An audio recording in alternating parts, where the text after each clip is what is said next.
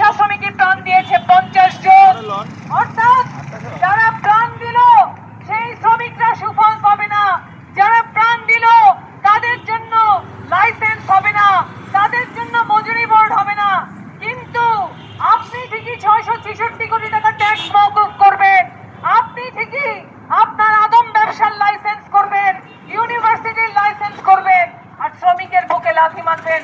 আপনারা দেখেছেন অস্ত্র স্যালাইন কারখানায় সেখানে 550 শ্রমিক, সেই শ্রমিক ছাঁটাই করা হয়েছে। আমরা শুনি কথায় কথায় স্বৈরাচারের দোষর, কিন্তু টাকা থাকলে অনেক দোষর যে ভাসুর হয়ে যায় অস্ত্র স্যালাইনের ঘটনা সেটাই প্রমাণ করে। বন্ধুগণ, আজকে সিলেটে শ্রমিকদের উপরে হামলা হয়েছে কারণ তারা ব্যাটারি চালিত রিক্সার একটা লাইসেন্স চেয়েছে, একটা নীতিমালা চেয়েছে, অনিয়ন্ত্রিত যানবাহন তারা চালাতে চায়নি। কিন্তু আসল ঘটনাটা কি?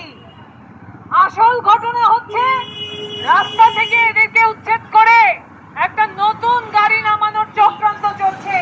আমরা সেটা জানি।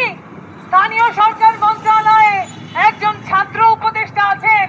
আমরা ভেবেছিলাম যে এই উপদেষ্টা অভ্যুত্থানের চেতনা ধারণ করবেন, কিন্তু আমরা দেখলাম ক্ষমতায় গেলে সবাই হাসিনা হতে চায়, ক্ষমতায় গেলে হাসিনার পদ্ধতি সবার ভালো লাগে।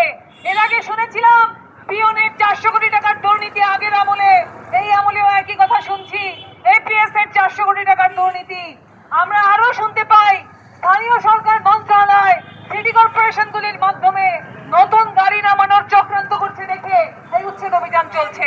বন্ধুগণ, আমরা বলতে চাই সিলেটে যে 38 জন নেতাকর্মীকে গ্রেফতার করা হয়েছে গতকাল, যাদের নামে মামলা দেওয়া হয়েছে, এই মিথ্যা মামলা প্রত্যাহার করে এদেরকে নিঃশর্ত মুক্তি দিতে হবে।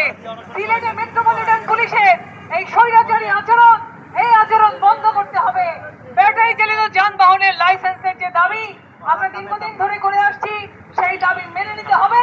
অবিলম্বে ব্যাটারি চালিত যানবাহনের লাইসেন্স দিতে হবে।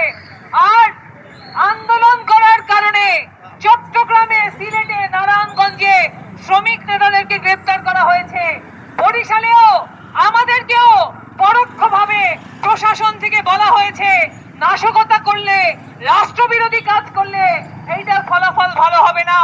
আমরা বলতে চাই ওই দুইটা জেল জুলুমের ভয় দেখিয়ে রাস্তা থেকে যদি সরানো যাবে, এইটা যদি